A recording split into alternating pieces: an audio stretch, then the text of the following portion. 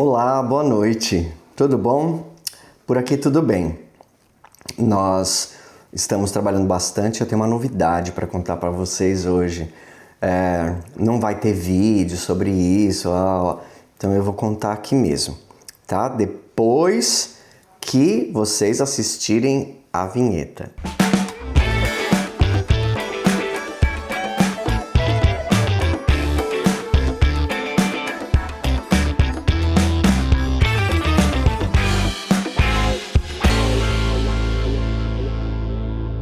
Então, mais ou menos uns 30 dias atrás, nós temos esse escritório aqui, do lado de cá tem uma contadora, aí nós temos essa sala que nós alugamos e depois de 10 meses ficou impossível de trabalhar aqui com o número de pessoas. Aí nós alugamos a do lado, abrimos o design office do outro lado e tem a parte dos corretores e tal. E outro dia, numa segunda-feira, veio todos os corretores e não tinha lugar para sentar. E cliente, e não sei o que e tal. E eu fiquei pensando, puxa, já ficou pequeno de novo. E aí o que aconteceu foi que a vizinha do lado de lá, que alugou faz mais ou menos uns 6 meses, ela é da República Dominicana e a mãe dela foi diagnosticada com uma doença terminal e ela teve que voltar para República Dominicana para cuidar da mãe por esse período. E ela pediu pro proprietário do imóvel perdoar a multa para ela e ela ia ter que sair. Aí eu falei com o Alex, Alex, é a oportunidade de pegar mais uma sala, porque depois entra uma pessoa lá, vai ficar 2, 3, 4 anos, isso aqui encheu de gente, o que a gente faz? Então lá vamos nós mais uma vez, Vicente. Começa tudo de novo. Então é lógico, o proprietário está tão contente com nossas reformas aqui que ele veio oferecer para nós primeiro. E ele sabe que nós vamos reformar, que eu não posso ter um escritório do jeito que ele entrega, que não é o padrão Renato Alves. Então, nós alugamos essa sala e ela está sendo reformada aos pouquinhos. Já alisou os tetos, já demoliu e tal. Então, assim, em mais 30, 45 dias, nós vamos abrir mais uma passagem para o outro lado e lá vai ter uma sala. Essa sala aqui vai ser uma sala só de treinamento dos corretores e da equipe, com aquelas cadeirinhas desmontáveis, um aparador e uma televisão para um palestrante vir e nos orientar em diversas coisas, porque nós temos aqui, pelo menos uma vez por mês, um treinamento com alguém que nós chamamos. A pessoa vem, paga o café da manhã para a equipe, que é mais ou menos uns $100. Nós pegamos tudo aqui no Bossa Nova Brasil, o supermercado brasileiro, daí vem o pão fresquinho, queijo, presunto, bolo, café, leite, suco. 9 horas o Ricardo monta a mesa de café da manhã aqui, todo mundo vem, come, conversa e tal, depois começa o treinamento das 10 às 11. Então essa sala aqui lá no novo escritório vai ser a sala de treinamento, vai ter uma sala de reuniões onde os corretores vão poder levar os clientes deles para fazer reunião lá, e essa sala daqui fica sendo de reunião para mim com os meus clientes. Vai ser também um cenário para o Renato Responde, então vai ser uma sala bonita onde eu vou fazer o Renato Responde só de lá.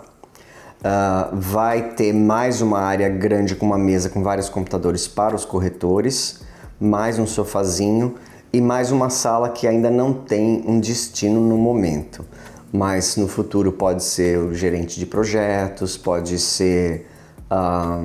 eu não quero deixar o lado de lá com design, lá vai ser só corretagem. Não vou fazer uma terceira cozinha, vai ficar mesmo storage ou gabinetes, vai ter o banheiro. E essa sala talvez seja para o gerente do escritório, Transaction Coordinator, e aí vai, né? Fica uma sala lá vazia por enquanto. Gostou da novidade? Nós ficamos contentes, mas eu vou confessar para você que esse crescimento rápido assim me assusta.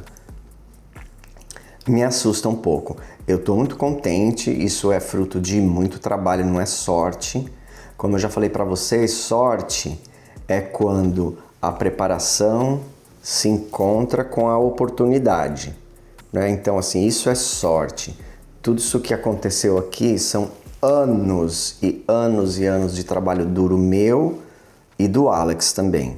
E agora com a demanda de clientes, de projetos e de pessoas querendo investir nos Estados Unidos, dolarizar o patrimônio, foi aí que então eu não dou mais conta, começaram a entrar novos corretores, ontem entrou mais um corretor, então nós já estamos com 14 corretores e tem o pessoal do design, tem o bookkeeper, tem gerente de projeto, tem o André, tem os empreiteiros, tem essa sala aqui que a gente senta com clientes para decidir o design, então assim, tá andando muito bem.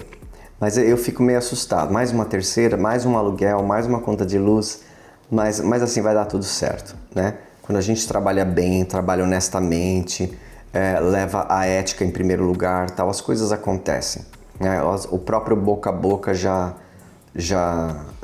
faz o seu trabalho, além das redes sociais hoje em dia, tá bom? Então, fique contente por mim também, tá certo? Vamos então à primeira pergunta que foi feita pela Lucy. A Lucy perguntou o seguinte: Renato, se uma pessoa desconhecida, um imigrante indocumentado nos Estados Unidos, ganhasse uma fortuna na loteria e te conhecesse apenas pelo seu canal no YouTube, mas você não a conhecesse e ela, sendo honesta, te pedisse para você receber o prêmio por ele ou por ela, já que não poderia receber legalmente, você faria isso? Olha, Lúcia, você ganhou na loteria? Vem cá conversar comigo. E se ela te oferecesse uma porcentagem do valor do prêmio, isso mudaria sua decisão? Ai, olha só. Eu não sei. Primeira coisa, eu acho que sim, eu ajudaria essa pessoa. Porque não pode deixar esse dinheiro pra loteria, né? Ou pra, sei lá, não sei. Eu faria sim, tá? Faria sim, mesmo sem comissão. Eu faria, lógico, você recebe o dinheiro, eu tenho que doar o dinheiro para ela toda. Eu vou pagar imposto de renda, ela vai pagar também. Então, eu receberia e pagaria. Se ela quisesse me dar uma porcentagem, muito melhor. Mas eu tenho certeza que ela me contrataria para comprar uma casa, para vender uma casa, para fazer projetos, para investir o dinheiro, para comprar casas de aluguel, para decorar a casa dela. E isso para mim já é o pagamento, tá bom? Mas eu faria assim. Agora, Lúcia, me fala a verdade. Você ganhou na loteria? Você mora aqui e ganhou na loteria? E assim, você que está assistindo o vídeo, numa situação como essa, você faria? Eu não sei, não deve ser legal, né? Legalmente eu não sei se você pode fazer isso, mas coitada da pessoa, né? Uma oportunidade assim de mudar a vida dela, eu tinha que conhecer a pessoa também, né? E saber, talvez eu falasse para ela assim que 10% desse dinheiro a gente doaria, né, para arrumar vida de pessoas que realmente precisam. Famílias que têm criança com câncer, famílias que têm criança com autismo, pessoas com muitas dificuldades, e ONGs, comprar o terreno lá da Associação Amigos de São Francisco, dos cachorros. Porque assim, quando você ganha um dinheiro desse, é o que eu acredito, tá? É o que eu acredito. Eu acho que no final a gente vai prestar contas de tudo que a gente fez nessa vida e o que a gente não fez. Então assim, vamos supor que você está lá perante Deus, ele fala: o que você fez com esse dinheiro? Você ajudou alguém? Você aliviou o sofrimento de alguém? Ou você só usou com você? Você só torrou com você, com seus amigos, com a bandalheira, com isso aqui? Então assim, quando você ganha um dinheiro desse, é muita responsabilidade nas suas mãos, né? O que você vai fazer, porque um dinheiro desse muda a vida de muita gente, né?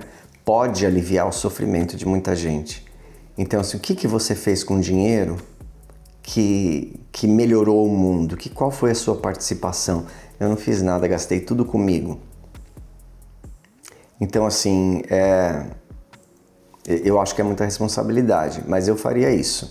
Eu já pensei uma vez assim, se eu ganhasse, se bem que eu não jogo, de vez em quando eu jogo, mas se eu ganhasse, boa parte, eu ia usar só para aliviar o sofrimento das pessoas, de muita gente, inclusive no Brasil, tá bom? Então vamos lá, muito obrigado, Lúcia. Depois me conta se você ganhou, hein? E se você ganhasse, o que você faria? Você faria isso? Se alguma pessoa chegasse para você e falasse, eu ganhei, dá para você receber no seu nome, você receberia? Me fala aí. Então vamos lá para a pergunta número 2, né? A pergunta número 2, quem fez foi a Adilene. Muito obrigado, Adilene. Vamos ver o que você perguntou. Renato, primeiramente parabéns pelo seu canal. Eu gosto muito da forma como você apresenta os imóveis. Muito obrigado. Uma dúvida, quando fazemos um financiamento nos Estados Unidos, é possível incluir um valor extra para a reforma junto com a compra da casa? Ou só é possível financiar o valor da própria casa? Muito boa pergunta, Adilene. Nos Estados Unidos, você só pode financiar o valor da casa. E eu vou te explicar por quê. Quando você vai financiar um imóvel, o banco contrata um avaliador para ver o valor do imóvel. Por que o banco faz isso? Porque o banco não quer pagar por um imóvel 1 milhão, sendo que o imóvel vale 500. As chances dele perder esse dinheiro é muito alta. Então esse avaliador avalia o valor do imóvel e o banco só financia no máximo 100% se ele for militar, ou 95% se a pessoa for dar 5% de entrada, ou 75% se a pessoa for dar 25% de entrada. É isso que o banco dá. O banco não te dá dinheiro para reforma, tá? Como é que antigamente, quando eu comecei minha carreira de corretor aqui, o que as pessoas faziam? As pessoas contratavam com o vendedor de fazer um valor maior. E o banco pagava esse valor maior e aquele valor excedente entrava como crédito. Né? Não era nada feito ilegal, não era devolvido por baixo do pano, não. Entrava como crédito no extrato e aí esse dinheiro ele pagava todas as closing costs, 50 mil, 30 mil e tal, e aí o dinheiro que ele tinha, que ele ia pagar as closing costs, ele acabou usando na reforma. Hoje existe um limite que o banco deixa vir de volta para o closing costs, para as custas de fechamento, que na maioria das vezes é 3% só que ele pode. Então assim, se você aumentar o imóvel e aí você quer que ele te devolva 10%, o banco não deixa, daí esse 7% teria que ser dado por baixo do pano, o que é considerado fraude imobiliária. Tá? Então não faria isso se fosse você. Agora, uma coisa que depois que você comprou o imóvel, você pode conseguir um financiamento para a reforma.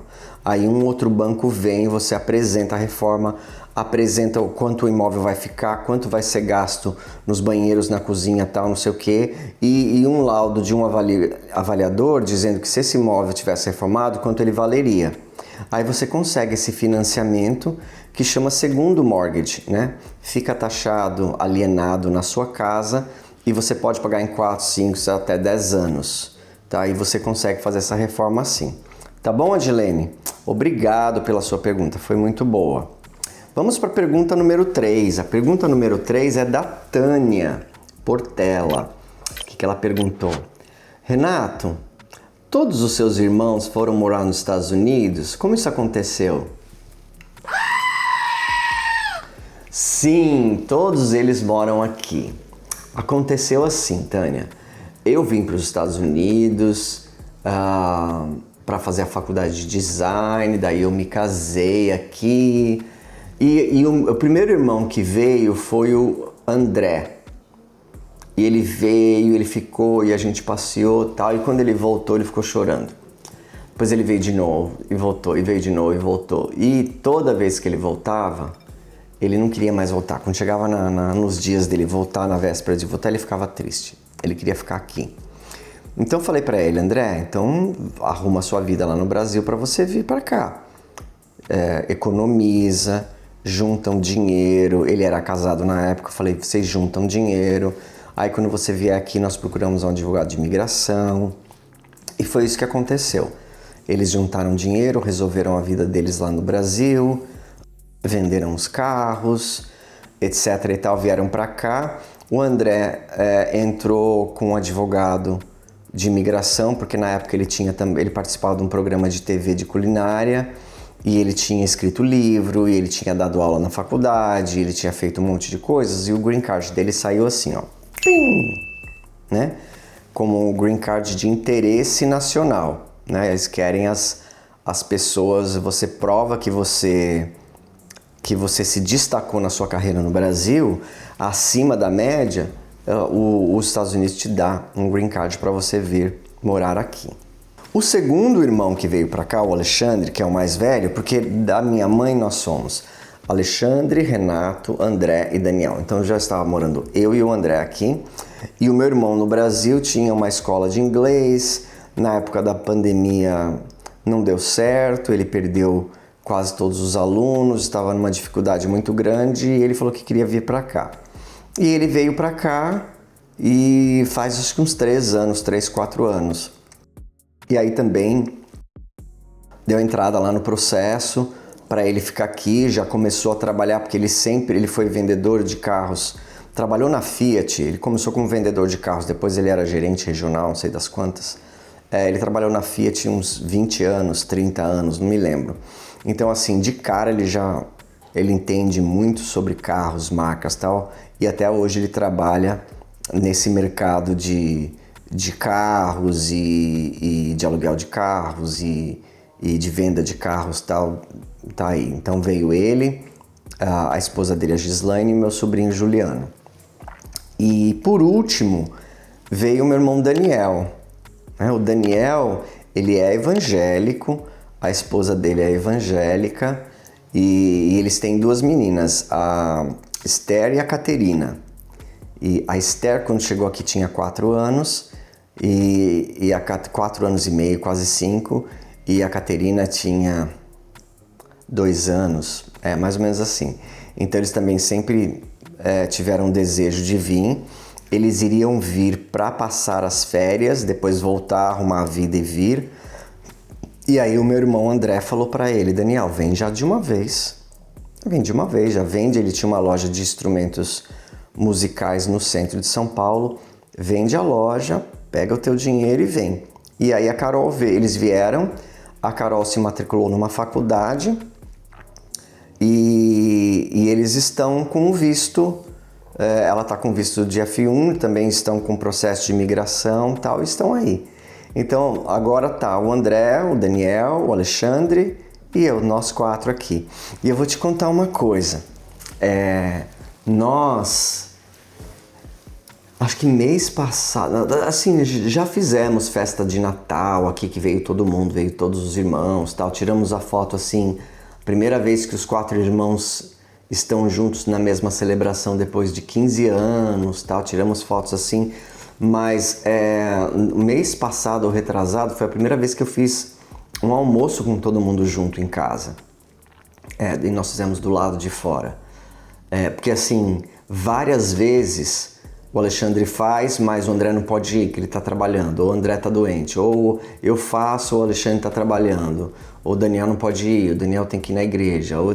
E dessa vez deu certo, os 4. E eu tenho uma mesa lá fora grande. O André fez o bacalhau dele, a Gislaine trouxe a costela. E meus 2 sobrinhos estavam aqui, o Gabriel e o Juliano. O Gabriel tem 27, eu acho, o Juliano 24, 25. Então estava o Alexandre, a Gislaine, o Gabriel e o Juliano, eu e o Alex, o André, o Daniel, a Carol, a Esther e a Caterina, todos na mesa.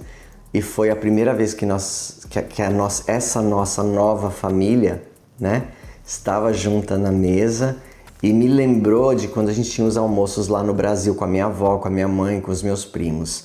Então, assim, eu acho que para o futuro, inclusive o Daniel falou para mim, na sua casa nova já faz uma sala de jantar com uma mesa de 10, de 12, né? Porque a gente vai querer fazer isso mais vezes. Então, assim, eu fico muito contente. Jamais poderia imaginar que estariam todos aqui, porque agora a nossa mãe faleceu, meu pai está muito idoso, o pai do André e do Daniel, que não é o mesmo pai que o meu, que é do segundo casamento da minha mãe, também faleceu. E o engraçado assim, ele faleceu em outubro e minha mãe faleceu em abril, poucos meses depois. E então assim, agora somos só nós, né? Então, e nós temos tios no Brasil, primos, e o meu pai ainda está lá. Mas assim, a nossa família agora aqui é essa, tá certo? Obrigado, Tânia, da sua pergunta. Renato, como funciona a vistoria de uma casa ou apartamento nos Estados Unidos? É necessário contratar um profissional para inspecionar o imóvel como fazemos no Brasil? Por exemplo, em 2017 comprei um imóvel no Rio de Janeiro e contratei um profissional que encontrou diversos problemas. Como funciona por aí, esse processo aí? Então quem fez a pergunta foi o Roberto. Olha, Roberto, eu fico muito espantado de saber que o Brasil faz isso, porque eu acho aqui é quase que obrigatório a gente fazer. Mas eu não sabia que no Brasil fazia também. Aqui, Roberto, toda venda que nós fazemos a inspeção. O inspetor é um profissional qualificado que teve que fazer um curso do Estado, fazer um curso numa escola particular, e depois ele fez a prova do Estado para poder ter a licença de inspetor, né? E aí quando ele vai na casa, ele checa tudo, ele tem um conhecimento básico de tudo. Ele tem o conhecimento de eletricidade, de encanamento, de paredes, de portas, de telhado, de ático, de ar-condicionado, de boiler de aquecimento, de privadas, de torneiras, ele sabe tudo. Então ele vai lá, hoje mais ou menos uma casa de 200 metros quadrados é mais ou menos uns $400. E ele vai lá e ele passa umas 4 horas lá e ele checa todos esses sistemas. E no mesmo dia à noite ou no dia seguinte vem o relatório, né? E baseado nesse relatório existe uma segunda negociação. Quando você compra o imóvel, antigamente se dava um período de 10 a 15 dias de inspeção. Depois passou para 10 dias, não era mais 15 dias. E hoje ninguém aceita mais um contrato com período superior a 7 dias de inspeção. Então, quando você assinou o contrato, já no dia seguinte você tem que marcar essa inspeção. E essa inspeção tem que vir rápido para você ter alguma coisa para negociar. E como é que é essa negociação? O dono paga tudo? Ele conserta tudo? Depende. O comprador tem o direito de desistir da propriedade nesse período de 7 dias e receber o dinheiro do calção que ele pagou. E ele não precisa explicar motivo nenhum, ele só não quer mais e pronto, tá? Ah, mas ele não tem que falar por quê? Não, porque se ele fala, ele pode ser até processado, dependendo se ele falar mal da casa da pessoa. Então, fala não quer mais e acabou. Agora, se ele quer continuar, é caso a caso que a gente vai. Se você teve um desconto muito grande, as chances de que o vendedor vai arrumar tudo são quase zero. Se você não teve desconto nenhum, as chances de que o vendedor vai arrumar quase tudo é quase 100%. Por exemplo, um piso rachado na cozinha, um azulejo de 50 por 50 rachado na cozinha, pode ser que não exista mais. Então, o vendedor não vai trocar o piso da cozinha inteiro. Não vai. Nunca vi em 14 anos isso acontecer. Você engole aquela rachadura lá, ou você troca você mesmo depois. Então, geralmente as coisas cosméticas, uma rachadinha aqui, uma pintura ali, um buraco na parede ali, isso aqui, ninguém arruma nada disso. A pessoa que comprou tem que arrumar. Agora, coisas sérias, né? O boiler de aquecimento tem 20 anos. Ele tem que trocar. Ou ele tem que dar o desconto para o comprador trocar. Por quê?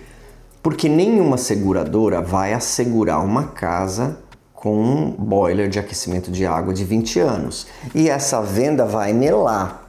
E a próxima que vier vai melar também. E todas vão melar. Então ele sabe que ou ele tem que dar o desconto ou ele tem que trocar. Ar-condicionado, se também estiver condenado, você pode negociar. Depende do desconto.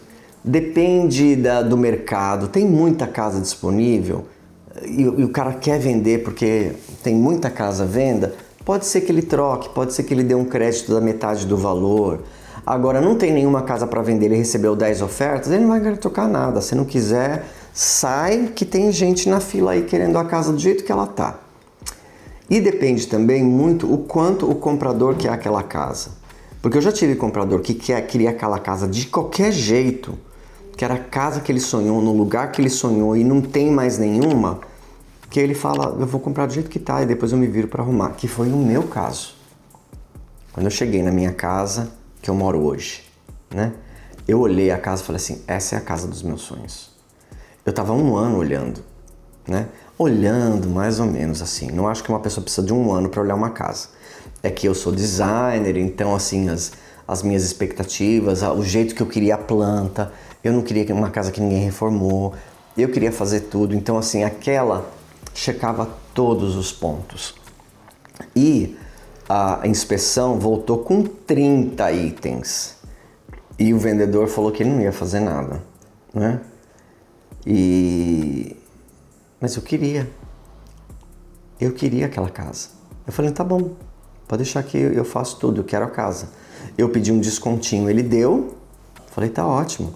Eu vou arrancar tudo daqui de dentro, vou pôr tudo novo, pra que eu vou pedir pra ele? E assim, quanto mais fuinha, quanto mais ganancioso, quanto mais você... Porque chega uma hora que o vendedor percebe que você quer mais, e que você quer mais, e que você... Aí ele se irrita com você e ele cancela o contrato. Eu tive um cliente que ele tinha até o que era?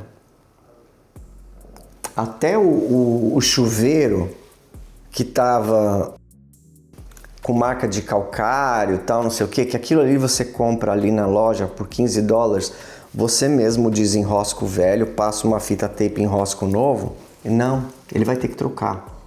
Ele vai ter que trocar, ele vai ter que trocar. Eu quero isso, eu quero aquilo, quero aquilo. Agora eu quero mais desconto, agora eu quero mais isso, agora eu quero mais... E o vendedor se irritou, e o corretor se irritou. Aí eu acordei um dia lá, fui olhar meus e-mails, estava lá, e-mail de cancelamento. Ele cancelou, e aí o meu cliente falou assim, eu não posso entrar na justiça para ele vender? Eu falei, pode.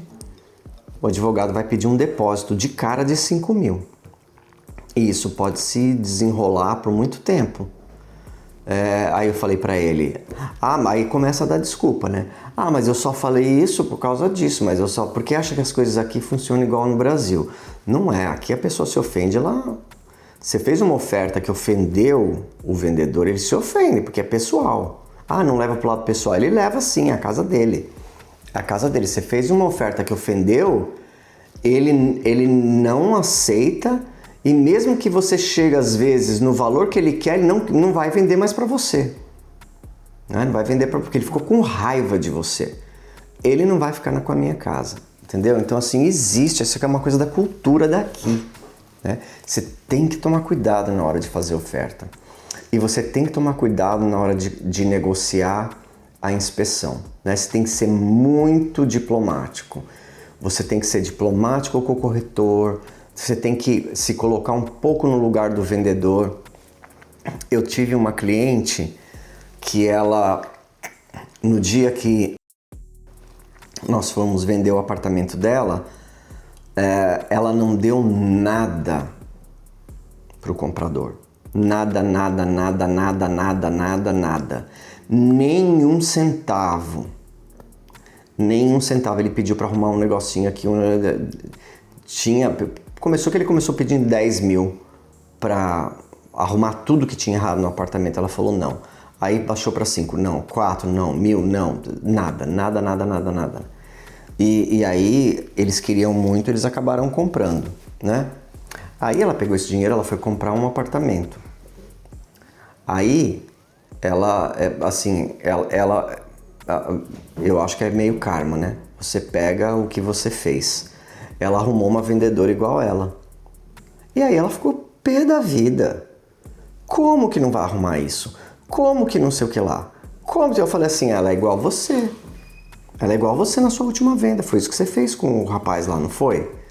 Ah, mas lá eu estava no papel de vendedora, agora eu estou no papel de compradora. Ah, gente, pelo amor de Deus, né? Isso é tão... Ainda mais para uma mulher que é psicóloga, né? Isso é tão... Como que eu posso dizer? Primitivo, né? Seja justo, se coloca um pouco no lugar do vendedor, se coloca no lugar do comprador e tal. É lógico que a gente vai pedir, mas é razoável também arrumar as coisas do seu apartamento para vender. É razoável. Então, assim, se a pessoa tiver esse perfil de que quer ganhar todas, que quer ganhar tudo, que quer sair sempre na vantagem, aí tudo fica mais difícil, porque daí você não fica negociando valores, você fica negociando egos, né? É o ego do vendedor e é o ego do comprador. E eu aqui no meio tomando tiro de todo quanto é lado. Então, às vezes a gente tem que ser um pouco direto. Às vezes eu falo, ó, fulano, para aí um pouco, né? Dá um tempo aí, meu.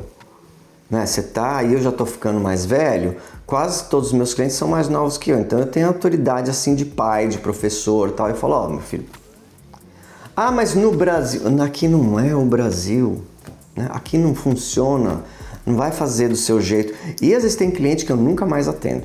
Teve um homem que me deu um trabalho desgraçado. Esse homem me deixou louco.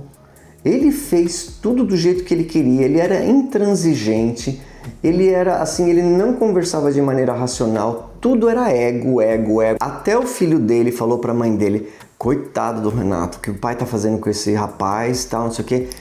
E agora ele me manda mensagem, eu não respondo, eu não quero trabalhar com esse homem mais. Não quero que procure outro corretor. Não quero. Minha saúde mental e minha energia é muito mais importante do que a pouca comissão que eu vou receber. Tá certo? Então é isso aí, Roberto. Você tem que fazer inspeção aqui como tem aí no Brasil. E depois dessa inspeção, na hora do financiamento, ela é enviada também para o banco. O banco também olha a inspeção, tá? E aí tem toda uma negociação aí por trás, tá certo? Olha, muito obrigado de você ter assistido esse episódio, ter ficado comigo aí esses 40 minutos, 35 minutos. Eu gosto muito desse quadro, eu gosto muito de fazer, eu gosto muito dessa conversa. Eu adoro ler os comentários depois, porque é uma conversa, uma interação nossa aqui. Eu acho que eu aprendo, porque tem perguntas que eu não sei, eu tenho que pesquisar e eu aprendo, vocês aprendem também. E a gente passa o tempo, em vez de ficar olhando aberração, não é? No YouTube, no Instagram, na televisão, a gente fala de coisas positivas e a gente cresce como pessoa, tanto eu como vocês. Tá bom? Meu amigo famoso agora, Vicente, dá o último grito, Vicente, fala tchau. Tchau. Então assim, eu vejo vocês na quinta-feira. Toda quinta-feira às 18 horas tem um vídeo novo no canal, que é um vídeo sobre imóvel ou um vídeo sobre as reformas e os projetos que eu faço. Então quinta-feira às 18 horas do Brasil é um encontro marcado, tá bom? Eu vejo vocês lá. Tchau.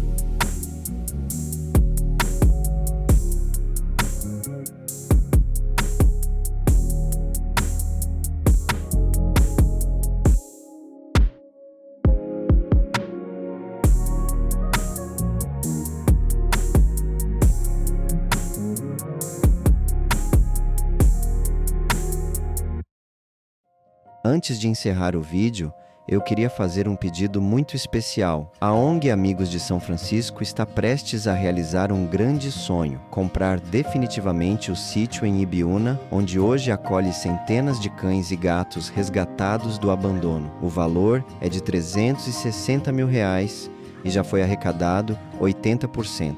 Agora falta apenas 20% para que esse lar seja realmente deles.